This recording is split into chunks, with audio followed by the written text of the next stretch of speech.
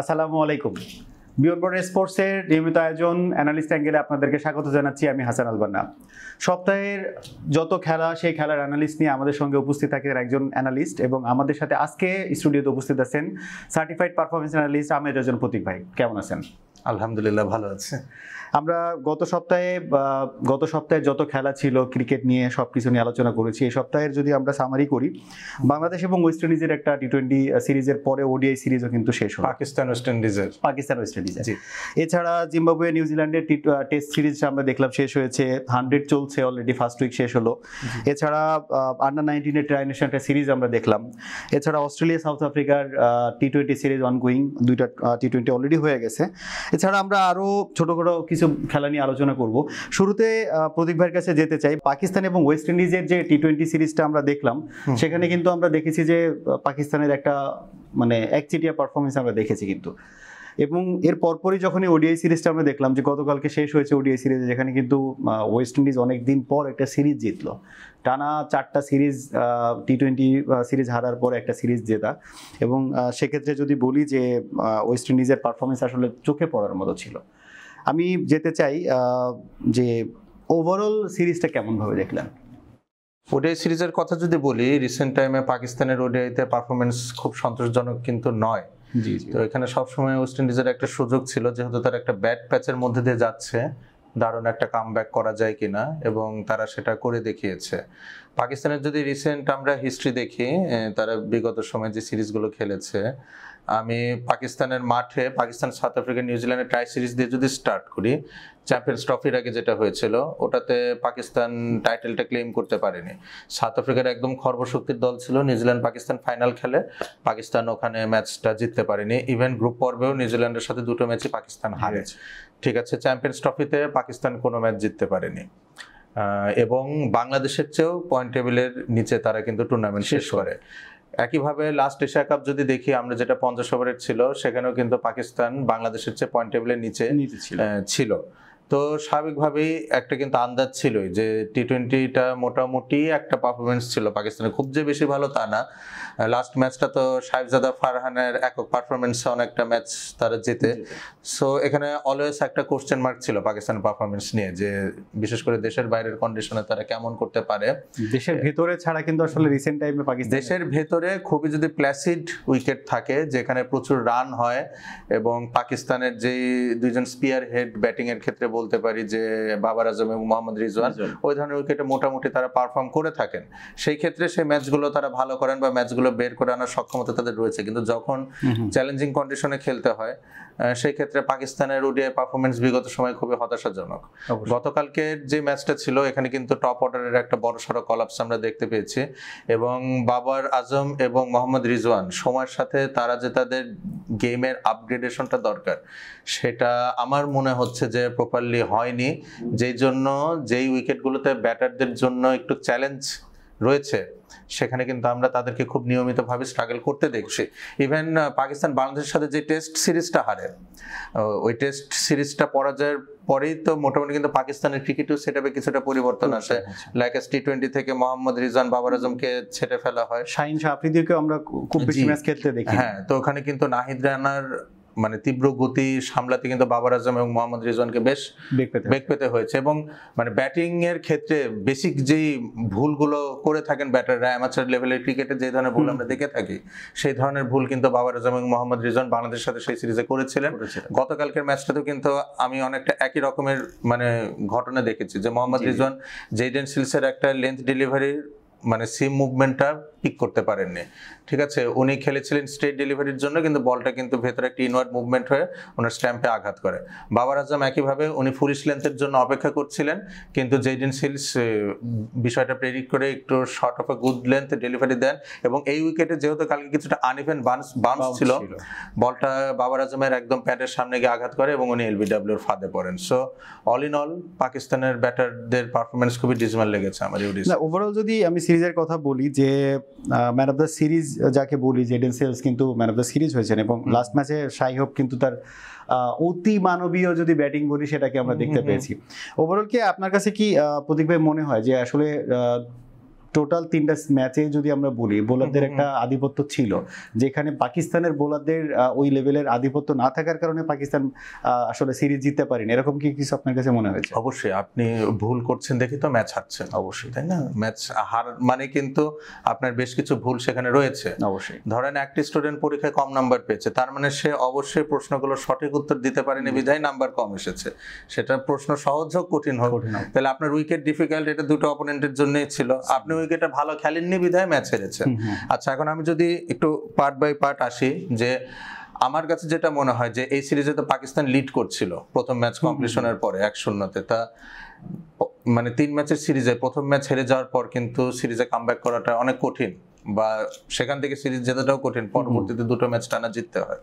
পাকিস্তান যে জায়গাটা momentum loose করেছে আমার মনে হয় সেকেন্ড ওডিআইতে ওয়েস্ট ইন্ডিজ যখন চেস করছিল, অ্যাট ওয়ান স্টেজ কিন্তু তাদের 3টে উইকেট পড়ে গিয়েছিল খুব কম রানের মধ্যে, 35 ওভারে 180-র মতো চেস করতে হতো। সেখানে উইকেটটা খুব চ্যালেঞ্জিং ছিল, রাদারফোর্ড ক্রিজে ছিলেন। এবং বৃষ্টির পরে কিন্তু আসলে ফার্স্টে যখন ব্যাটিং করা শুরু করে ওয়েস্ট ইন্ডিজ, তখন কিন্তু আসলে ব্যাট করাটা একটু টাফ ছিল। তো যখন পাকিস্তান ম্যাচে ফার্মলি ছিলেন সেই সময় কিন্তু সালমান আলী আগার একটা স্পেল আমার কাছে খুবই প্রশ্নবিদ্ধ মনে হয়েছে। শেরফান রাদারফোর্ড তার বলে যখন প্রথম বল খেলা শুরু করে, হাফ ভলি বলটা যখন 6 মারলেন, তা নর্মালি হয় কি যে বোলার যদি একটা পার্টিকুলার স্পটে বল করার পর সেখান থেকে পানিশড হন, লাইন বা লেন্থ কিছুটা কিন্তু চেঞ্জ করে বোলাররা। কিন্তু আমি সালমান আলী আগার ক্ষেত্রে সেই রকম কোনো রেকটিফিকেশন দেখতে পারিনি সেই স্পেলটাতে। এবং পার্টিকুলারলি ওই ওভারটা এবং তার পরের ওভারটা, দুটো ওভারই উনি কন্টিনিউয়াসলি ফুলিশ লেন্থে বল করেছেন, লেন্থ ম্যানুভার করার কোনো চেষ্টা করেননি, মডিফিকেশনের কোনো চেষ্টা করেননি, এবং এই দুটো ওভারে প্রায় 30টার মতো রান আসে।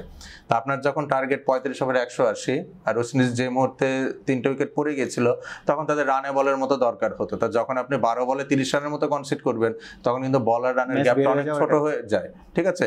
সেই ক্ষেত্রে কিন্তু ওখান থেকে ওয়েস্ট ইন্ডিজ খুব সহজে ম্যাচটা বের করে আনে। আরেকটা ক্ষেত্রে বলবো আমি যে অ্যাপার্ট ফ্রম শাহিন শাহ আফ্রিদি, পাকিস্তানি পেসারদের লেন্থটা আমার কাছে একদমই ভালো মনে হয়নি। বিশেষ করে সেকেন্ড ওডিআইতে যখন ওয়েস্ট ইন্ডিজ 5টা উইকেট পড়ে গেছিল, রস্টন চেস এবং গ্রিভস যখন খেলছিল তখন কিন্তু ওয়েস্ট ইন্ডিজ ভয়াবহ প্রেশারের মধ্যে ছিল। এবং তাদের যে recent track record, West Indies যেভাবে তারা ম্যাচ হেরে আসছিল, এখানে পাকিস্তানের জায়গায় অন্য যে কোনো প্রফেশনাল টিম থাকলে কিন্তু ম্যাচটা ওয়েস্ট ইন্ডিজ যেতে না। আপনি দেখবেন সেটা রাদারফোর্ড হোক, রস্টন চেস হোক বা গ্রিভস হোক, কন্টিনিউয়াসলি তারা শর্ট বল বা একদম লেন্থ বল যেটা লাইনের অনেক বাইরে, ধরেন আপনি 6th বা 7th স্ট্যাম্প লাইনে তারা কন্টিনিউয়াসলি বল করে গিয়েছেন। এবং আপনি যদি ম্যাচটা দেখে থাকেন দেখবেন যে প্রচুর রান রস্টন চেস এবং শেরফান রাদারফোর্ড এই পয়েন্টের পেছন দিয়ে কাট করে বাউন্ডারি আদায় করেছেন। তো একই লাইনে বারবার বল করে বাউন্ডারি কনসিড করা, এই জিনিসটা আমার কাছে খুবই প্রশ্নবিদ্ধ মনে হয়েছে। আমরা ফার্স্টের 2টা ম্যাচের কথা যদি বলি, যে 2টা ম্যাচে কিন্তু বেস্ট পারফরমারদের ক্ষেত্রে দুইজনই ব্যাটসম্যান ছিলেন, হাসান নওয়াজ এবং রস্টন চেস। এবং আমরা টি-20 সিরিজে দেখছিলাম, এমনকি আমরা এর আগের এপিসোডে কথা বলছিলাম যে স্বীকৃত যে 10টা টেস্ট প্লেইং কান্ট্রির কথা বলি, এদের মধ্যে একমাত্র ব্যাটসম্যান রস্টন চেসকে টি-20তে উইথড্র করা হয়েছিল, রিটায়ার্ড করা হয়েছিল। তো সেই ওয়ানডেতেই কিন্তু ওয়ানডে তার ফেভারিট ফরম্যাটে কিন্তু রস্টন চেস আবার কিন্তু তার সেই পারফরমেন্স, বোলিং ব্যাটিং বলেন সব জায়গাতে কিন্তু বেস্ট পারফরমেন্সের জায়গায় যদি আমরা বলি। এবং আরেকটা জিনিস আপনার কাছে কি মনে হয় যে পাকিস্তান এবং যদি বলি যে ওয়েস্ট ইন্ডিজের এই ম্যাচের ডিফারেন্সিয়েটটাকে আসলে অলরাউন্ডারটা করেছে? যখন আমার কথা যেটা মনে হয় যে ওয়েস্ট ইন্ডিজ কিন্তু এই সিরিজে গ্রিভসকে কিন্তু আসলে খুব ভালো মতো পেয়েছে, ব্যাটিং বোলিং বলেন দুইটা জায়গাতে কিন্তু অনবদ্য পারফরমেন্স। এবং আবার যেটা বলছিলাম রস্টন চেসকে টি-20-র পরে ওয়ানডেতে আবার তার স্বরূপে ফেরা। এছাড়া আমার কাছে আরো একজনের কথা বলতে মন চায়, সেটা হচ্ছে যে গুডাকেস মুডি। ওনার বোলিং নিয়ে আনডাউটেবলি আমরা বলতেই পারি, টি-20 বলেন ওয়ানডে ফরম্যাটে বলেন, he is very much popular এই ফরম্যাটগুলোতে, এবং ওনার পারফরমেন্সও কিন্তু ভালো ছিল। এবং রিসেন্ট টাইমে ওনার ব্যাটিংটাও আমরা দেখছি যে লম্বা লম্বা ছক্কা উনি মারছেন। এছাড়া রোমেরো শেপার্ডও কিন্তু আছেন। জি, যে ঘুরে ফিরে এই 4-5 জন অলরাউন্ডার কি আসলে টি-20 বলেন ওয়ানডে বলেন এখানে কি আসলে কি পারফরমেন্সের কথা আপনি চিন্তা করতে পারেন? আমার কাছে ডিফারেন্সিয়েটিং ফ্যাক্টর মনে হচ্ছে পাকিস্তানি বোলারদের বাজে বোলিং। ঠিক আছে, লাস্ট দুটো ওডিআইতে তাদের বোলিংটা এতটাই বাজে ছিল, এবং যারা অফ ফর্মে ছিলেন ওয়েস্ট ইন্ডিয়ান ব্যাটাররা, তাদের ফর্মে ফেরার জন্য আসলে এর থেকে বেটার সিচুয়েশন হয় না। ঠিক আছে, তো যতটা না আমি কৃতিত্ব দিব ওয়েস্ট ইন্ডিজের ব্যাটারদের বা তাদের অলরাউন্ডদের ব্যাটিং স্কিলের, তার থেকে আমি বেশি দোষ দিব আসলে পাকিস্তানি পেসারদের প্ল্যানিং এবং তাদের পার্টিকুলারলি এক্সিকিউশন স্কিলটা নিয়ে। কালকে আপনি যদি ডেথ ওভার বোলিং দেখে থাকেন, আপনি হার্ডলি কোনো ব্লক হলে বল দেখবেন। ইট ওয়াজ এইদার টু শর্ট, আর যখন তারা ব্লক হলে বলটা পিচ করতে চেয়েছে তখন তারা ফুল টস দিয়েছেন। সো আপনি একজন প্রফেশনাল হয়ে ধরেন হাসান আলী কতদিন ধরে ইন্টারন্যাশনাল সার্কিটে রয়েছেন? Almost 10 years. উনি মাঝখানে ডোমেস্টিক ক্রিকেটে ভালো করে জাতীয় দলে ফিরেছেন, কিন্তু ওনার আসলে ওয়েস্ট ইন্ডিজ সিরিজ আপনি টি-20 বলেন, টি-20 যে একটা ম্যাচ হারে ওখানে কিন্তু হাসান আলীর বাজে স্পেলটা একটা অবদান ছিল। এবং গতকালকেও আপনি দেখবেন উনি কিন্তু বেশ খরচেও ছিলেন হাসান আলী। ইভেন একই সাথে নাসিম শাহও কিন্তু খুব একটা ভালো করতে পারেননি। তো সবকিছু মিলে পাকিস্তানের পেসারদের আসলে ব্যর্থতাটা এই যে ওয়েস্ট ইন্ডিজের টেইল এন্ডে যারা ব্যাট করে থাকেন, আর সেটা আপনি গুরকেশ মুথের কথা বলেন, গ্রিভসের কথা বলেন, বা ইভেন লোয়ার মিডল অর্ডারের রস্টন চেজ ব্যাটিং করে থাকেন, তো তাদের সাফল্যের পেছনে আসলে আমার মানে যতটুকু আমি ক্রিকেট বুঝি সেটুকুতে আমার যা সিদ্ধান্ত আসে সেটা হচ্ছে পাকিস্তানি পেসারদের খুবই বাজে বলে। গতকালকের টি-20 ওই ওয়ানডে নিয়ে একটু কথা বলতে চাই। সেটা হচ্ছে যে গতকালকে যখন ওয়েস্ট ইন্ডিজের ব্যাটিংটা আমরা দেখছিলাম তখন কিন্তু মনে হচ্ছিল যে হয়তো দেখা যাচ্ছে যে পিচ আমরা দেখছিলাম খেলাটাতে, এটা 230 240 অন অ্যান এভারেজ বেস্ট ভালো একটা স্কোরের কথা যদি বলা যায়, কারণ অনেক বেশি ব্যাটিং সহ কিন্তু উইকেটের কথা আমরা গতকালকে বলতে পারবো না। কিন্তু সেক্ষেত্রে আসলে 300 এর কাছাকাছি একটা রান নিয়ে যাওয়া, এটার পিছনে শাহি হোপের অনবদ্য পারফরমেন্স, 100+ একটা স্কোর যেটা হচ্ছে 120+ স্ট্রাইক রেটে। এছাড়া পাকিস্তানের বোলিং এর কথা আপনি যেটা বলছিলেন যে এটা খুব বাজে বোলিং লাইন লোয়ার অর্ডারে যখন ওরা রান কনসিড করেছে। এছাড়া কি আপনার কাছে কি মনে হয় যে আফটার ব্রেক পাকিস্তান যখন ব্যাটিং এ নামে পুরোটা বোলিং পিচ হয়, কারণ নাহলে 202-তে বিট হয়, এটা কিন্তু আসলে ইম্পসিবল একটা ব্যাপার ছিল। হ্যাঁ, এটা হচ্ছে কি আমি যদি আপনাকে একটা ডেটা বলি যে 3 ম্যাচের যে বায়োল্যাটারাল সিরিজগুলো রয়েছে এখানে সিরিজ ডিসাইডিং ম্যাচে কিন্তু পাকিস্তানের ট্র্যাক রেকর্ড বরাবরই খুব খারাপ। Pakistan more than 90% of the matches এই ক্ষেত্রে ডিফিটেড হয়, যেই ক্ষেত্রে সিরিজ ডিসাইডিং ম্যাচটা থার্ড ম্যাচ হয় আর কি। তো কালকে আমার কিন্তু এরকম একটা সন্দেহ হচ্ছিল যে যেহেতু তারা সেকেন্ড ম্যাচে সিরিজটা ক্লোজ করতে পারেনি, ম্যাচটা যেহেতু শেষ ম্যাচ পর্যন্ত গিয়েছে, মানে সিরিজটা যেহেতু শেষ ম্যাচ পর্যন্ত গিয়েছে, পাকিস্তান হয়তো সিরিজটা জিততে পারবে না। গতকালকে তাই হয়েছে। এবং আপনি যদি এখন ব্যাটিং এর কথায় আসেন, আমি যে একটা কথা বলছিলাম যে বাবার আজম এবং মোহাম্মদ রিজওয়ান এই দুইজন তো পাকিস্তান ওডিআই ব্যাটিং লাইনআপের ব্যাকবোন। হ্যাঁ, তো তাদের ডিসমিসাল দুটো যদি আপনি দেখেন, লেন্থ পিক করতে তারা পারেননি।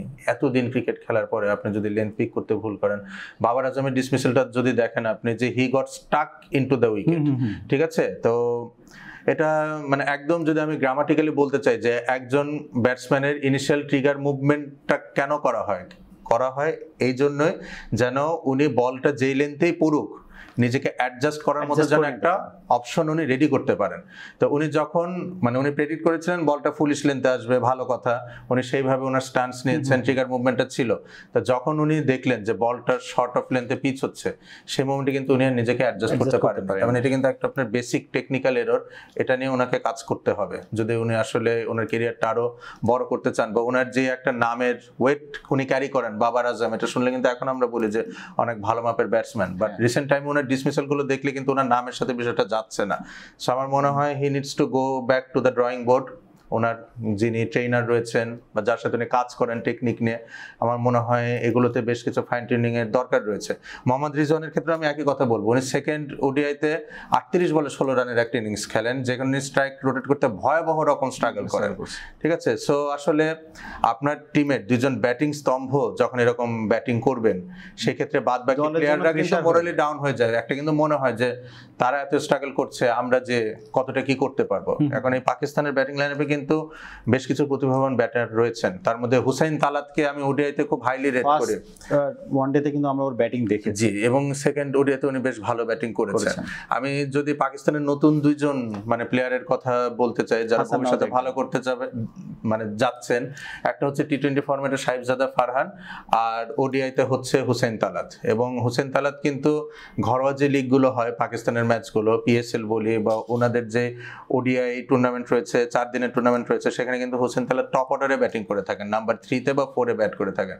এবং ওনার ব্যাটিং টেকনিকটাও কিন্তু পারমিট করে নতুন বলে যেই কোয়ালিটিগুলো দরকার একজন ব্যাটারকে নতুন বল নেগোশিয়েট করার জন্য, সেই কোয়ালিটিসগুলো কিন্তু হুসেইন তালাতের মধ্যে রয়েছে। তো এখন যদি বাবার আজম কন্টিনিউয়াসলি ভাবে ফেল করতে থাকেন, আমার মনে হয় হুসেইন তালাতকে ওপরে খেলানোর কথা টিম ম্যানেজমেন্ট ভাবতে পারে। একটা সময় তো আসলে আসলে এটা আসলে কম্পেয়ার করার মতো কিছু না, কিন্তু ফ্যানদের একটা কম্পারিজনের জায়গা ছিল যে বিরাট কোহলির সাথে আমরা দেখতাম বাবর আজমকে নিয়ে কিছু মানে থাকে না অতি এক্সপেক্টেড যারা আছেন তারা কিন্তু কম্পেয়ার করতেন। ওই সময় যদি পারফরমেন্সের ক্ষেত্রে যদি বলি যে দুজনেরই পারফরমেন্সে রেগুলার বেসিস 100 ছিল, বড় বড় স্কোর ছিল, তো দুজনের ব্যাটিং দেখতে কিন্তু আসলে ভালো লাগে, কিন্তু টেকনিকের জায়গায় বলেন কিংবা কন্টিনিউয়াস যে স্কোরিং এর জায়গাটা বলেন সেক্ষেত্রে কিন্তু আসলে বাবর আজম লাস্ট অনেক দিন ধরেই ওই পারফরমেন্সেই নেই। এবং রিসেন্ট পারফরমেন্সের কথা যদি বলেন যে আপনি পাকিস্তান ব্যাটিং স্তম্ভ যাদেরকে বলছেন রিজওয়ান এবং বাবরকে, দুজনে কিন্তু 3টা ম্যাচে কিন্তু সব মিলে হয়তো 50± একটা রান করেছেন, এবং এটা আসলে কিন্তু পুরো টিমের উপরে কিন্তু একটা মোরালি ডাউন কিংবা প্রেশারও থাকে যে আসলে এই দুইজনের কাছ থেকে একটা বড় স্কোর না পেলে কিন্তু আসলে ক্যারি করাটা খুব ডিফিকাল্ট হয়। কিন্তু পাকিস্তানের ব্যাটিং লাইন আপ কিন্তু আপনি যদি বলেন যে 7-8 নাম্বার পর্যন্ত কিন্তু ব্যাটসম্যান আছে। জি, এটা মানে আপনার কাছে কি মনে হয় যে পাকিস্তান সামনে এশিয়া কাপ খেলছে, এই যে মানে ওয়ানডে সিরিজ বলেন কিংবা টি20 সিরিজও কিন্তু অনেক আহামরি ভালো পারফরমেন্স আমরা দেখি, 2-3 জনের পারফরমেন্সেই কিন্তু পুরো সিরিজটা ক্যারি করা, এটা কিভাবে দেখছেন? ওডিআইতে পাকিস্তানের অনেক কাজ করতে হবে। এটা আসলে আপনি যে আমাদের বাংলাদেশ ক্রিকেটের ওডিআই টিমের যে অবস্থা, পাকিস্তানের অনেকটা একই রকম অবস্থা। আপনি ওভারনাইট এই সিনারিওটা চেঞ্জ করতে পারবেন না, কিছুটা সময় লাগবে। এখন টি20-র কথা যদি বলি যে পাকিস্তান তাদের এশিয়া কাপ মিশনটা কেমন হবে, এটা অনেকটা ডিপেন্ড করছে তাদের টপ অর্ডার কেমন করছে আর তাদের ফাস্ট বোলিং অ্যাটাকটা কতটুকু পারফর্ম করছে। এই দুটো ভ্যারিয়েবলের উপর ডিপেন্ড করবে যে পাকিস্তানের ওভারঅল ইকুয়েশনটা কিরকম দাঁড়াবে। আপনার টপ অর্ডার যদি দেখি, I am expecting Sahibzada Farhan, Saim Ayub and Fakhar Zaman to take the role, ঠিক আছে। আর যদি আমরা পেস আক্রমণের দিকে তাকাই তাহলে অবশ্যই শাহিন শাহ আফ্রিদি, নাসিম শাহ এবং হারিস রাফ যদি ফুললি ফিট থাকেন। এই দুটো জায়গায় যদি পাকিস্তান তাদের সামর্থ্যের শতভাগ দিতে পারে, দেন তারা এই টুর্নামেন্টে কম্পিটিটিভ হতে পারবে, নট ডেঞ্জারাস। তারা কম্পিটিটিভ ক্রিকেট খেলতে পারবে। আর যদি তারা এই দুইটা স্লটও মিসফায়ার করে তাহলে পাকিস্তান আপনি বলতে পারেন গ্রুপ পর্বে ছোট কোনো দলের কাছে ম্যাচ হেরে বসতে পারে। আমরা অনেকক্ষণ পাকিস্তান এবং ওয়েস্ট ইন্ডিজের ওডিআই সিরিজ নিয়ে কথা বলছিলাম, ওভারঅল পারফরমেন্স নিয়ে। আমরা রিসেন্টলি যদি বলি, গত এপিসোডেও আমরা কথা বলছিলাম জিম্বাবুয়ের মানে ওই যে ওয়ার্ডটা ভরাডুবি, কিংবা গত এপিসোডে আমি বলছিলাম যে বাংলাদেশের সঙ্গে কিন্তু একটা টেস্ট সিরিজ জিতে গিয়েছে জিম্বাবুয়ে, এবং এই টিমটাই কিন্তু জিতে গিয়েছে। কিন্তু যাওয়ার পরপরই কিন্তু আমরা রিসেন্ট টাইমে যতগুলো ম্যাচ দেখেছি জিম্বাবুয়ের খুবই বাজে টাইপের পারফরমেন্স, এবং সেক্ষেত্রে নিউজিল্যান্ডের এবং জিম্বাবুয়ের যে সিরিজটা আমরা মাত্র দেখলাম, টেস্ট সিরিজটা শেষ হয়েছে, সেখানে নিউজিল্যান্ড 2-0-তে কিন্তু সিরিজটা উইন করেছে। এবং ম্যান অফ দ্য ম্যাচের কথা যদি বলি, সেটা হচ্ছে লাস্ট ম্যাচে কনওয়ে হচ্ছে ম্যান অফ দ্য ম্যাচ ছিলেন, এবং man of the series Matt Henry bowler হিসেবে। এবং আমি যদি সংক্ষেপে একটা জিনিস বলতে চাই, সেটা হচ্ছে যে প্রফেশনালিজম বলেন এবং মডার্ন ডে ক্রিকেট বলেন, এই দুইটার একটা মানে বড় ডিফারেন্স আমরা দেখেছি এই টেস্ট সিরিজে। ওভারঅল মানে খেলাটাকে কিভাবে দেখছেন? তার আগে আমি আপনাকে একটা প্রশ্ন করি, জিম্বাবুয়ে যে বাংলাদেশের সাথে টেস্ট ম্যাচটা জিতলো, আপনি এখন এই বিষয়টাকে কিভাবে দেখছেন যে আমাদের ক্রিকেট কতটা নিচে নেমেছে, নাকি জিম্বাবুয়ে ক্রিকেট আমার কাছে মানে একটা ভালো কোশ্চেন করেছেন। আমার কাছে যদি বলেন, এটা আমি চিন্তা করবো যে জিম্বাবুয়ের ক্রিকেট বাংলাদেশকে হারায়নি, বাংলাদেশের ক্রিকেট ডাউনে যাওয়ার কারণে জিম্বাবুয়ে হয়তো তার ম্যাচটা জিতেছে, ক্রিকেট খেলেছে। তাহলে মানে এটা একটা শঙ্কার জায়গা, আমাদের টেস্ট ক্রিকেট কোথায় রয়েছে। আচ্ছা, এখন আমি জিম্বাবুয়ের পারফরমেন্সের দিকে যদি আসি, এমন একটা সময় ছিল কিন্তু যে বাংলাদেশ টেস্ট ক্রিকেটের 150 থেকে 200 রান করতে ঘাম ছুটে যেত। আমার মনে হয় জিম্বাবুয়ে এখন কারেন্টলি সেই স্টেজটাতে রয়েছে। আমি যদি টোটাল সিরিজের সকল ডাটা স্ট্যাটিস্টিক্স আমি বাদ দিলাম, ধরেন যে এখানে প্লেয়ার অফ দ্য সিরিজ হয়েছেন ডেভন কনওয়ে, তারপরে হেনরি হচ্ছে সিরিজ হয়েছেন, ম্যান অফ দ্য ম্যাচ হচ্ছেন ডেভন কনওয়ে, সবকিছু ধরেন আমি বাদ দিলাম। আমি শুধুমাত্র যদি জিম্বাবুয়ের পারফরমেন্স নিয়ে কথা বলতে চাই, তাদের ব্যাটিংটা খুবই মানে পোর লেগেছে আমার কাছে, in terms of technique, in terms of application, in terms of attitude. যে অনেক সময় থাকে কি যে কিছু ব্যাটিং লাইন আপ আমরা যদি পৃথিবীর দেখি, এখন আপনি যদি ইংল্যান্ডের ব্যাটিং লাইন আপের দিকে তাকান, টেকনিক্যালি কারেক্ট ব্যাটারের সংখ্যা কিন্তু খুব বেশি নয়, but they have their own ways of negotiating the moving ball, the new ball, ঠিক আছে। কিন্তু জিম্বাবুয়ের ব্যাটিং লাইন আপ দেখে আই ফাউন্ড দেম ওয়ান্টেড, যে কি করতে হবে, হোয়াট টু ডু, কোন লেন্থের বল কিভাবে খেলতে হবে। এটা আমার কাছে মানে খুবই হতাশাজনক লেগেছে, কারণ আপনি যদি তাদের ব্যাটিং লাইন আপটা দেখেন, শন উইলিয়ামস, ক্রেইগ আরবাইন, সিকান্দার রাজার মতো ব্যাটাররা রয়েছেন, টপ অর্ডারে ব্রেন্ডন টেইলর ব্যাক করেছেন, সেকেন্ড টেস্টে উনি 44 এর একটা স্কোর করেছেন, বাট ওনার ব্যাটিং এ আমি কিছু পরিবর্তন দেখতে পেরেছি আর কি, সেটা আমি আসছি ওই কথায়। ব্রায়ান বেনেটকে আমরা পারফর্ম করতে দেখিনি, বেন কারানকে ভালো পারফর্ম করতে দেখিনি। বেন কারান ফার্স্ট টেস্টে খেলেছেন, সেকেন্ড টেস্টে এবং এই যে ব্রেন্ডন টেইলর বলি, বেন কারান বলি, নিক ওয়েলস বলি, এটা টপ অর্ডারের ধরেন 3-4 জন ব্যাটার সবাই কিন্তু কাউন্টি ক্রিকেট খেলে। নিক ওয়েলস লিস্টারশায়ারের হয়ে নিয়মিত খেলছেন, বেন কারান তো ইংলিশ কন্ডিশনে ক্রিকেট খেলে বড় হয়েছেন, ব্রেন্ডন টেইলর নটিংহ্যামশায়ারে ক্রিকেট খেলেছেন। সো মুভিং বল কিভাবে খেলতে হবে বা এইটার এগেইনস্টে এত স্ট্রাগল কিন্তু আমার কাছে এক্সপেক্টেড ছিল না।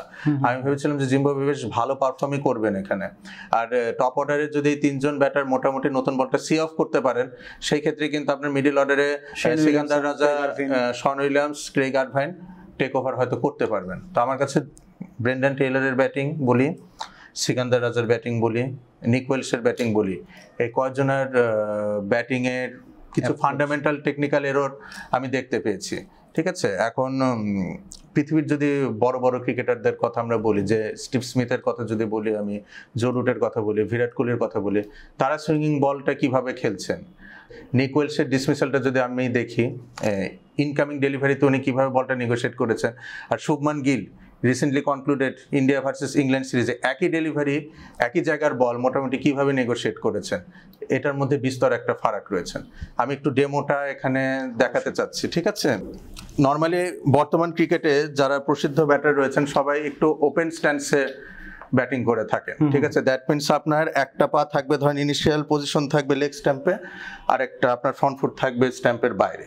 ওকে, তো যখন ধরেন বোলার বলটা রিলিজ করবেন, আমার ব্যাক লিফটটা থাকবে স্লিপ বরাবর, it could be either first slip or in direction of second slip, এরকম পজিশনে ব্যাক লিফটটা থাকবে। আমার ব্যাক ফুটটা থাকবে লেগ স্ট্যাম্প বরাবর, ফ্রন্ট ফুটটা থাকবে স্ট্যাম্পের বাইরে। আমার ইনিশিয়াল ট্রিগার মুভমেন্টটা হবে প্রথমে ব্যাক ফুট আমি একটু পেছনে নেব, তারপরে ফ্রন্ট ফুটটা নিব, এটাকে আমরা বলি back and across movement.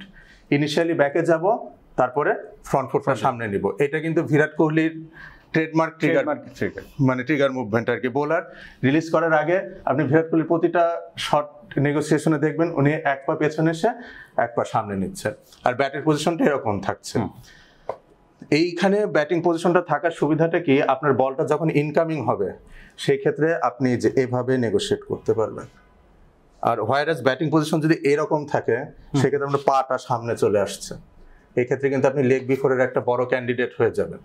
Even জিম্বাবুয়ের ব্যাটারদের বা আমাদের মুশফিকুর রহিমের ক্ষেত্রে কিন্তু আমরা এই এররটা খুব দেখি, যখন উনি ফ্লিক শট খেলতে চান উনি ফ্রন্ট ফুটটা অনেক সামনে দিয়ে দেন আর হেড পজিশনটা ফল করে।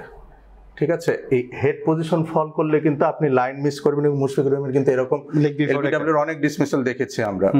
আপনি যখন ফ্লিক শট খেলবেন তখন আপনার এই বেসটা খুব স্টেবল থাকতে হবে, আর ব্যাটটা যতক্ষণ সম্ভব সোজা করে নামাতে হবে, একদম লাস্টে এসে এভাবে ঘুরিয়ে দিতে হবে। আমরা তামিম ইকবালের ক্ষেত্রে উনি রিসেন্ট টাইমে যে স্ট্রাগলগুলো দেখেছি, ওনার ক্ষেত্রে যে সমস্যাটা ছিল, ফ্রন্ট ফুট তো অনেক আগে নিয়ে আসছেন, ফ্লিক শটের ক্ষেত্রে ফ্রন্ট ফুট কখনো ব্যাক ফুটকে ক্রস করবে না। ইনিশিয়াল পজিশনটা যখন আপনি মিট করবেন তখন আসলো, বাট বলটা যখন রিলিজ হবে সেই মোমেন্টে কিন্তু এইটা অবশ্যই এটা পেছনে থাকবে, অ্যাটলিস্ট সমান, অ্যাট ম্যাক্স হলে এরকম। এর বাইরে গেলে কিন্তু আপনি লেগ বিফোরের ফাঁদে পড়বে, এবং সেটাই কিন্তু হয়েছে। তামিম ইকবালের ক্ষেত্রে আমরা যে প্রবলেমটা দেখতে পেয়েছি, এরকম আসার পরে উনি খুব দ্রুত ব্যাট ফেসটা ক্লোজ করতেন। উনি তো অনেক ডিসমিসাল ওনার এজ হয়েছে। এখন একটা কথায় আসে যে স্টিভ স্মিথের ব্যাটিং আমাদের খুব হাস্যকর মনে হয়, যে উনি ব্যাটটা অনেকটা যে এইভাবে ধরেন, হ্যাঁ, এইখানে কিন্তু পজিশনে থাকে পয়েন্ট বরাবর। এই ক্ষেত্রে ওনার এই ইনসুইঙ্গিং বল নেগোশিয়েট করতে আরো ইজি হয়, দেখতে খুব বিদঘুটা লাগে, বাট বর্তমান সময় কিন্তু যে পয়েন্ট বরাবর অনেক ব্যাটার ব্যাট করেন, বলটা যখন আসেন জাস্ট খালি ওনারা এইভাবে নেগোশিয়েট করে দেন। তো এই অ্যাপ্লিকেশনগুলো আমি জিম্বাবুয়ের ব্যাটারদের মধ্যে খুব কম দেখেছি। ব্রেন্ডন টেইলরের ক্ষেত্রে যদি একটা কথা আসে, এই যে এই ধরেন যখন বলটা একটু শর্ট লেন্থ হবে বা গুড লেন্থ হবে, আমরা কিন্তু এইভাবে খেলার চেষ্টা করি, বাউন্সের টপে যেতে হবে আপনার, তাহলে বলটা নিচে থাকতে হবে, ব্যাট সুইংটা হবে হরাইজন্টাল। ব্রেন্ডন টেইলর এরকম পজিশনে খেলার চেষ্টা করেছেন, ভার্টিক্যালি ব্যাট উনি রিপ্রেজেন্ট করেছেন। তো তো বলের লেন্থ যখন আপনার এরকম থাকবে, ব্যাটটা আপনি এভাবে শো করবেন, সেক্ষেত্রে কিন্তু এজ হওয়ার অনেক সম্ভাবনা থাকে, এবং এরকম ডিসমিসাল কিন্তু ওনার ছিল। So all in all Zimbabwe ব্যাটারদের আসলে টেকনিক্যাল এররটা খুব বেশি চোখে পড়েছে। সিকান্দার রাজার ডিসমিসাল গুলো আপনি হয়তো খেয়াল করেছেন, শর্ট ডেলিভারিতে উনি অনেক আউট হয়েছেন।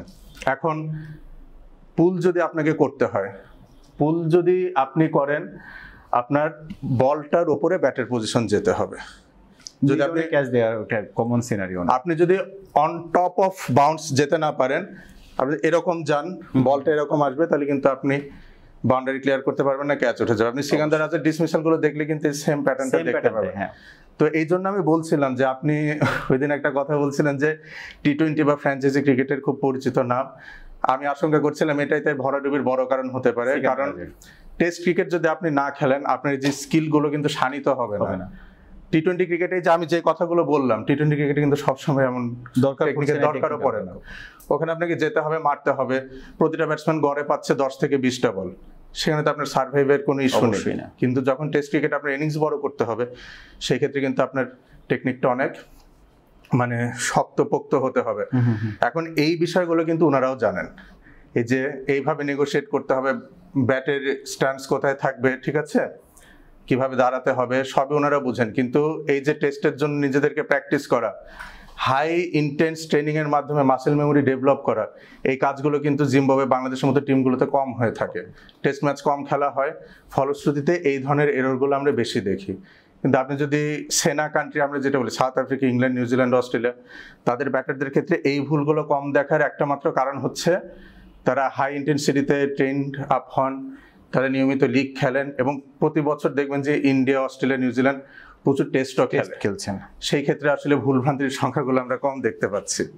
না, আমরা প্রতীক ভাই দেখছিলাম যে আসলে আমরা নরমালি স্ট্যাটিস্টিক্স নিয়ে কথা বলি, আজকে আপনি ডেমোতে যেটা দেখালেন, এটা অবভিয়াসলি আমাদের দর্শকদের জন্য ইজিয়ার হবে যে বুঝতে যে আসলে কোন পারসপেক্টিভে কিভাবে ব্যাটিংটা করা উচিত। অবভিয়াসলি আপনি যেটা বলছিলেন যে ওনারাও জানেন, কিন্তু হয়তো ওইভাবে নিজেদেরকে রেডিটা হয়তো করতে পারেননি। আমরা তাহলে এখানে আমি আর একটু কথা বলি যে ধরেন আপনি যখন উইকেটে থাকবেন, তখন কিন্তু আসলে আপনার মাথায় থাকবে না আপনার হেড পজিশন কোথায়, আপনার ফ্রন্ট ফুট কোথায় যাচ্ছে, ব্যাক ফুট কোথায় যাচ্ছে, হেড আর টো অ্যালাইন্ড থাকছে কিনা একই স্ট্রেট লাইনে, এগুলো তো হিসাব করে তো ক্রিকেট খেলা হয় না। বিষয়টা কেমন, যখন আপনি নিয়মিত প্র্যাকটিস করবেন, আপনার মাসেল মেমোরিটা যখন ডেভেলপ হবে, রিফ্লেক্স গুলো ফাস্ট হবে, খেলার মাঠে অটোমেটিকলি আপনার যেই জিনিস যেই জায়গায় থাকার কথা সেটা চলে আসবে, তাই না? ধরেন বড় বড় ব্যাটাররা যখন খেলছেন, বিরাট কোহলি যখন কাভার ড্রাইভ করছেন, কুমার সাঙ্গাকারা যখন কাভার ড্রাইভ করেছেন, রিকি পন্টিং যখন পুল শট খেলেছেন, তারা কিন্তু খেলার সময় ভাবতেন না যে আমার পজিশন ঠিক আছে কিনা। প্র্যাকটিস করে করে তারা নিজেদের স্কিলটা এমন পর্যায়ে নিয়ে গিয়েছিলেন, এটা অটোমেটিকলি চলে আসতো। সো বিষয়টা এই জায়গায় আসলে থিওরি কম বেশি সবাই জানেন, কিন্তু চর্চাটা খুব গুরুত্বপূর্ণ।